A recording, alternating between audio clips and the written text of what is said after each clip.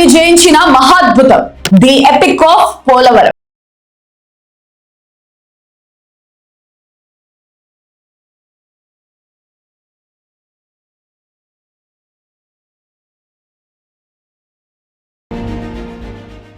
దశాబ్దాలుగా గోదావరి నది ఒక అంతు చిక్కని పజిల్.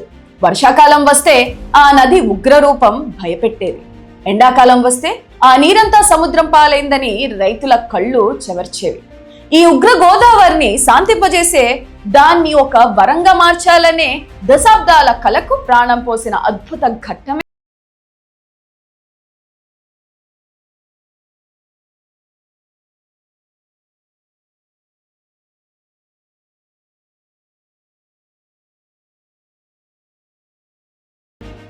ఇది. కేవలం ఒక ప్రాజెక్ట్ కాదు, మనిషి మేధస్సుకు ప్రకృతి బలానికి మధ్య జరిగిన ఒక చారిత్రక యుద్ధం.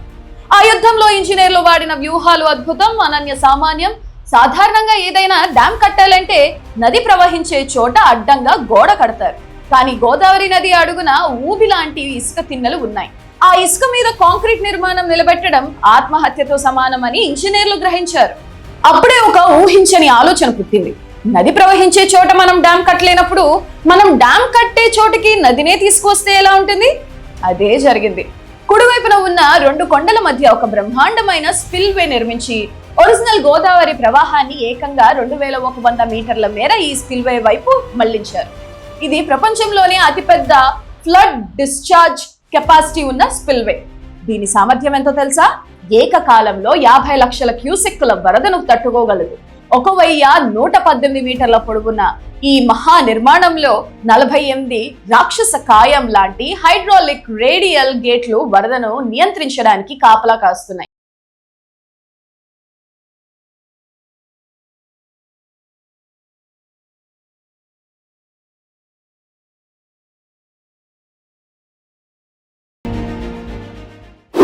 కాంక్రీట్ తో ఇంత మహా అద్భుతం నిర్మిస్తూనే ప్రకృతి పట్ల ఇంజనీర్లు చూపించిన ప్రేమకు నిదర్శనం ఫిష్ లాడర్. నదికి అడ్డంగా డ్యామ్ కడితే చేపలు గుడ్లు పెట్టడానికి ఎదురు ఈదుతూ వెళ్లే దారి మూసుకుపోతుంది. అలా జరగకూడదని స్పిల్వేకి ఎడమ వైపున 252 మీటర్ల పొడవైన ఒక ప్రత్యేకమైన జల నిచ్చెనను నిర్మించారు. ఇప్పుడు డ్యామ్ ఉన్నా సరే చేపలు స్వేచ్ఛగా తమ ప్రయాణం సాగించవచ్చు. స్పిల్వే నుంచి ఇంకొంచెం ఎడమ వైపుకు వెళితే అసలు సిసలైన సవాలు ఎదురైంది. నది మధ్యలో ప్రధానమైన earth cum rock filled dam కట్టాలి. కానీ ఉప్పొంగే నీటి మధ్యలో మట్టి కట్ట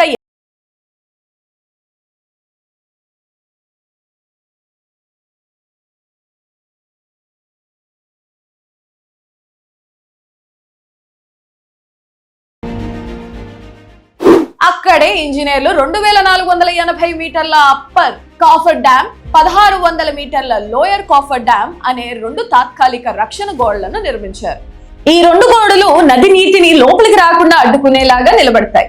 ఈ 2 గోడల మధ్య ఏర్పడిన సురక్షితమైన ప్రదేశంలో ప్రాజెక్ట్ కి గుండెకాయ లాంటి ప్రధాన నిర్మాణం ఊపిరి పోసుకుంటుంది. ఆ 2 కాఫర్ డ్యామ్ల మధ్యలో జీ హిల్ మరియు జీ డాష్ హిల్ అనే 2 సహజ సిద్ధమైన కొండలను కలుపుతూ సాగుతున్న మహాయజ్ఞమే గ్యాప్ 2 గ్యాప్ 1.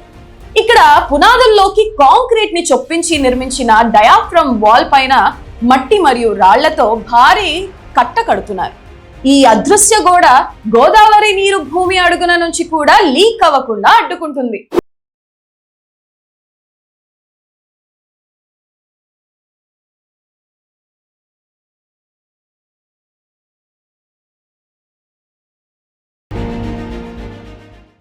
ఇక్కడితో అయిపోలేదు.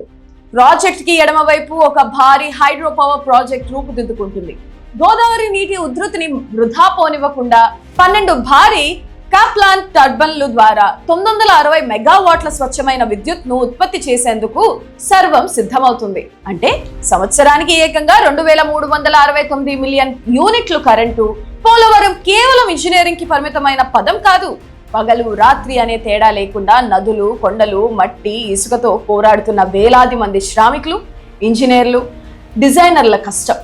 ప్రపంచంలోనే అత్యంత సంక్లిష్టమైన ఈ మెగా ఇంజనీరింగ్ ప్రాజెక్ట్ పూర్తయిన రోజున గోదావరి నది శాంతిస్తుంది. దశాబ్దాల కల తీరుతుంది. ఆ రోజున ఆంధ్రుల జీవన